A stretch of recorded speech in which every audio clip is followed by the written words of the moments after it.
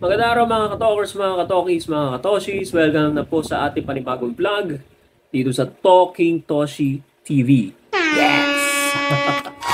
Alright. Pag-usapan naman natin ito. Ay, nako, maraming nagre-request sa akin ito. Ha? Okay, ano ba raw masasabi ko dun sa kamakailan na sa game 3, ano? Ng Rain or Shine at saka ng San Miguel Beermen, ano? Hindi yung laro mismo dahil nag-a-analyze naman na tayo ng laro, ano? Yung bandang huli na nangyari.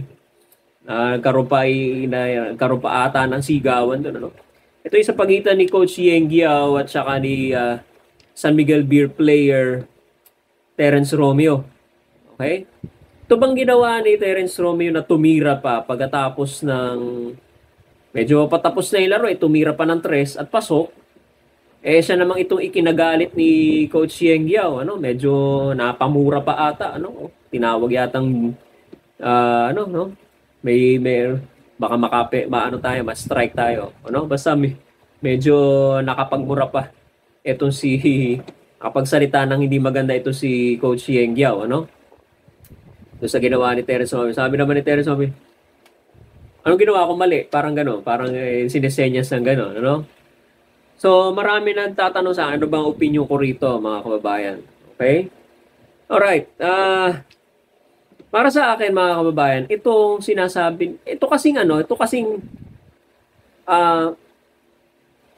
ino-observe, well, sabihin na natin, sige, for the lack of a better term, ino-observe nila, no, or parang kinikilala nila na parang hindi natin masabing protocol kasi. Nakalutang kasi siya eh.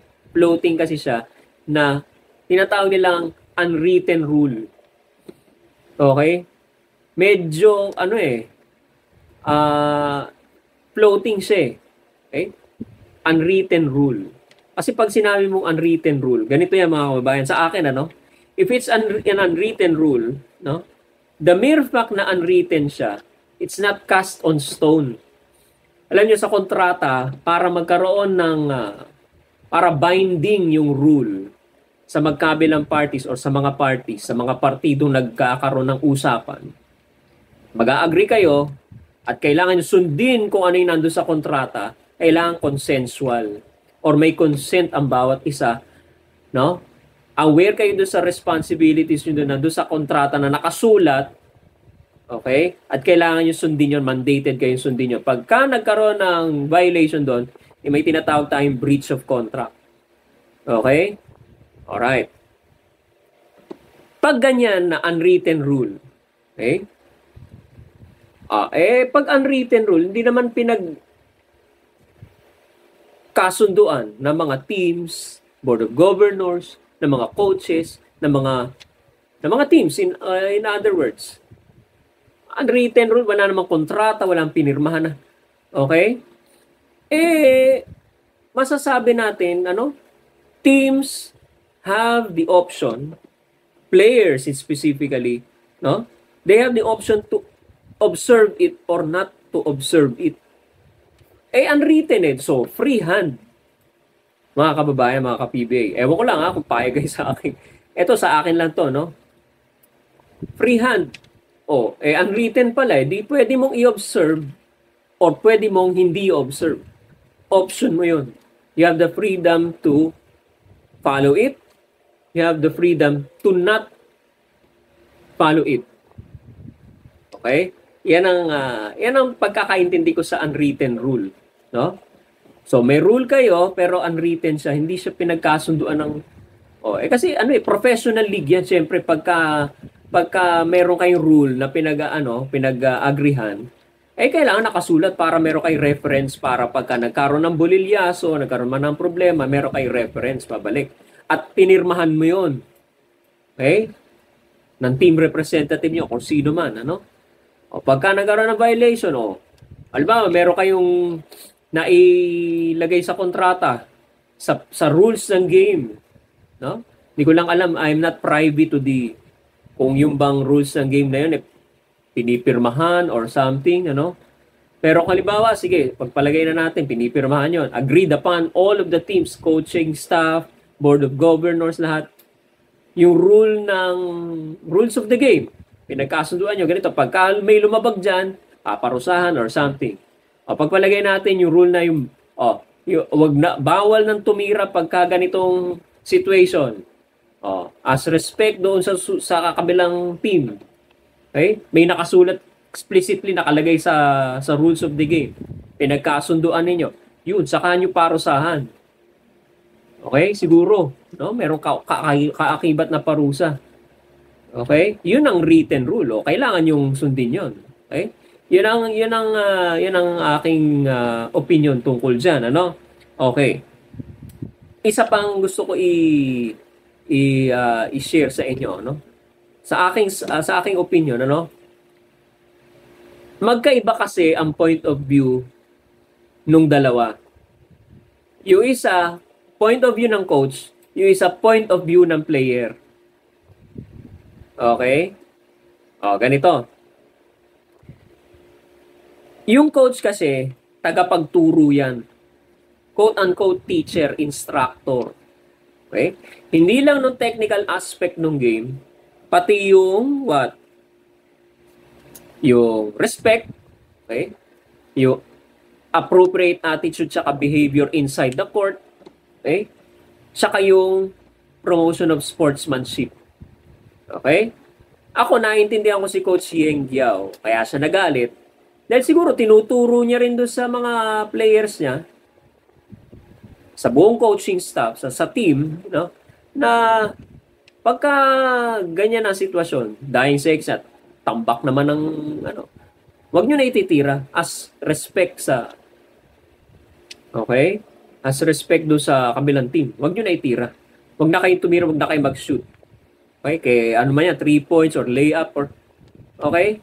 Yan. Siguro kaya siya nagalit dahil ganun ang prinsipyo niya sa paglalaro ng basketball. Okay? At yun ang itinuturo niya sa mga players niya. Kaya medyo na-frustrate siya.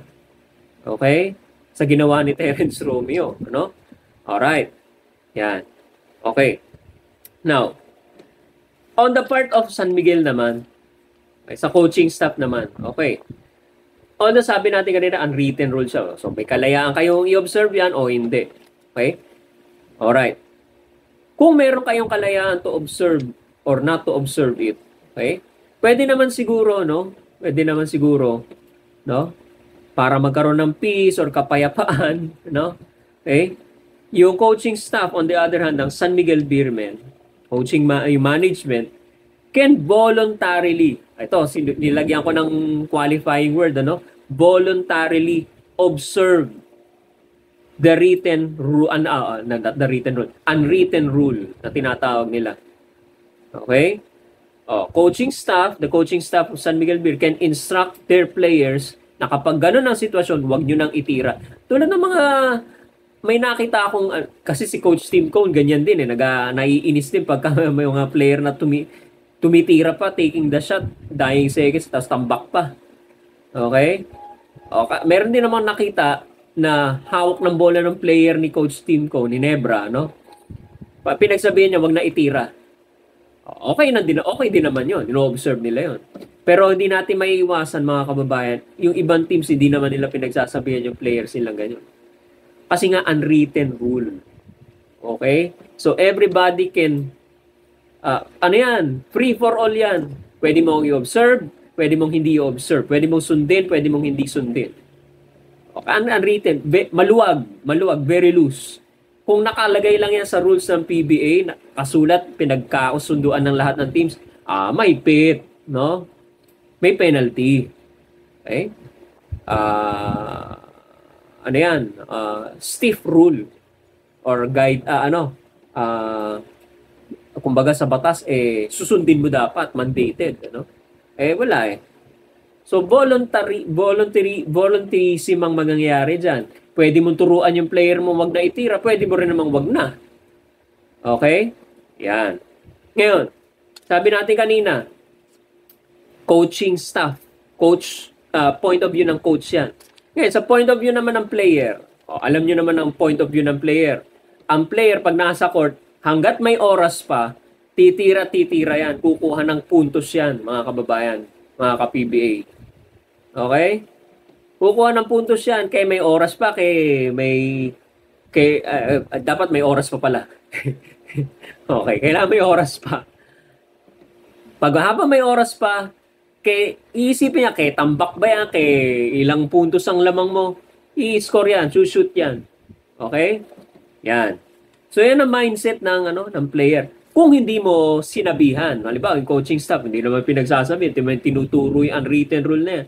Okay? Kung hindi mo napapagsabihan yung player mo, dire-diretso yan. Shoot yan habang may oras pa, kahit anong sitwasyon yon, tambak, hindi. Okay? So, every team should understand that na merong team na hindi susunod dyan. Kung sa team ninyo, sinusunod nyo yan, intindihin nyo rin na meron ibang team, may ibang coaching staff, may team managers, may team management na hindi sinusunod yan, na hindi tinuturuan yung players sila na ganyan. Okay? So, dapat ganun ang titingnan natin. Ngayon, ang tanong ko, eto, having said that, yung mga points of view ng coach at saka ng player, okay? Kung hindi ba si Terence Romeo ang tumira noong huling shot sa dying seconds, si Coach Yeng Guiao kaya magagalit? Okay? Kunin ko po ang opinion po ninyo.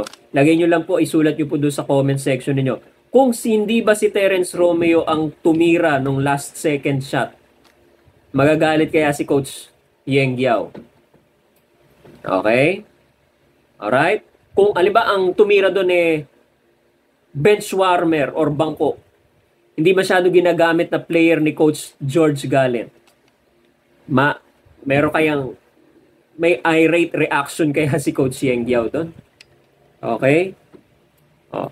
At paano kung halimbawa, palagyan na natin si Terence Romeo or isang star player ng San Miguel, nilagay yung layup, ang oras mga 2 minutes pa, or hindi, wag 2 minutes, mga 1.5 minutes or 1 minuto na lang natitira sa laro, tinira pa. Magagalit kaya si Coach Yeng Guiao? Ilagay nyo rin po yan sa comment section, mga kababayan. Yan ang mga tanong natin. Okay?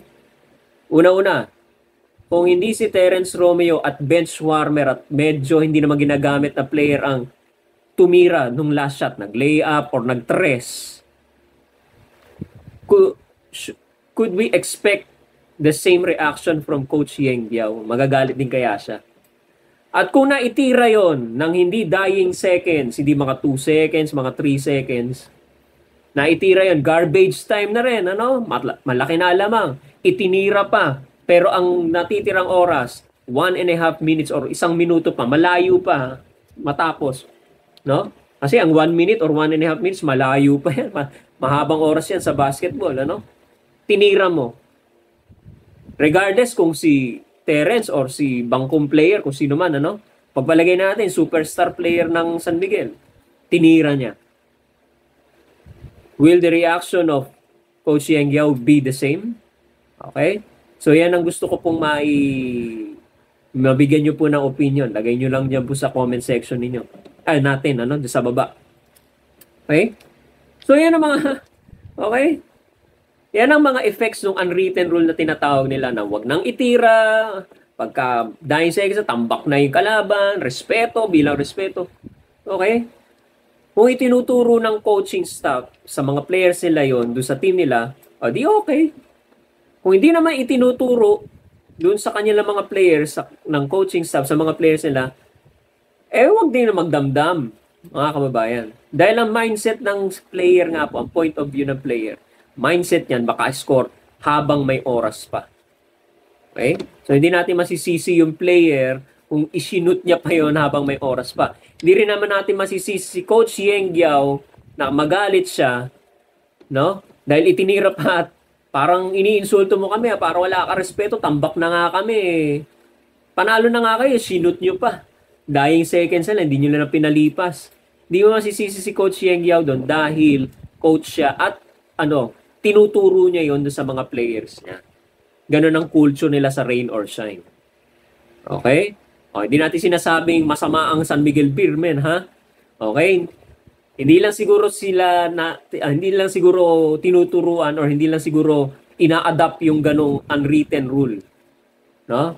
Sa San Miguel, ano? Iba-ibang coaching style, iba-ibang culture yan sa iba't ibang team, ano? Hindi natin sinasabi na kapag hindi mo itinuro yung unwritten rule doon sa team mo, sa player mo, masama ka na. Hindi ganoon. Okay? Ay, unwritten rule nga. So, free for all. Okay? Kaya naging premise natin noong una. Pag sinabi na natin unwritten rule, rule siya na pwedeng i-observe, rule siya na pwedeng hindi, pwede siyang i-observe, pwede siyang hindi i-observe. Free hand. Bahala kayo sa buhay nyo. Kaya kung may magalit man, wag naman magdamdam pagka may tumira na dying seconds, medyo magdaramdam kayo, no? Unwritten rule nga Okay? Pagka naman sa point of view ng coach, intindihin din naman natin dahil baka kasi yun ang itinuturo niya, yun ang nagiging prinsipyo niya pagdating sa paglalaro ng basketball. At gusto niyang i-share yun doon sa kanyang mga players, ano? At the end of the day, unawaan na lang, baga, no? Kung tumira man at nag-shoot, no? Huwag na sanang magalit, ano? Huwag na sanang, okay? Sa part naman ng players, karapatan nyo na mag-shoot, okay? Pero, ito ang advice ko, shoot at your own risk. Yan, okay? Okay. Pero kung inuutusan ka ng coach mo, na wag na i-shoot, okay? At tinuturuan kayo sa sumunod ka. Coach mo yan Okay? Kahit ba unwritten rule yan, kahit free hand yan, pag sinabi sa yung ng coach, wag mo na itira dahil tambak na, sumunod ka. Okay? Yun ang balanse doon, mga kababayan. Sana naunawaan niyo po yung aking opinion tungkol dito sa nangyari kay Coach Yeng Yao at kay TR7, no? Alright? So, patuloy po ninyong suportahan ng ating channel, Talking Toshi TV YouTube channel. Subscribe po kayo, mga kababayan. Huwag niyo po kalimutan mag-subscribe para sa mga updates po natin sa iba't ibang issue. Hindi lang sa sports, iba't ibang issue ng lipunan. Okay? At paki-like na rin po at follow ang ating YouTube, Facebook page. Pareho pong Talking Toshi TV po yan, mga kababayan. Maraming salamat po sa panonood at pagtutok sa atin, sa pakikinig po ninyo. Maraming salamat po at magandang araw po sa inyong lahat.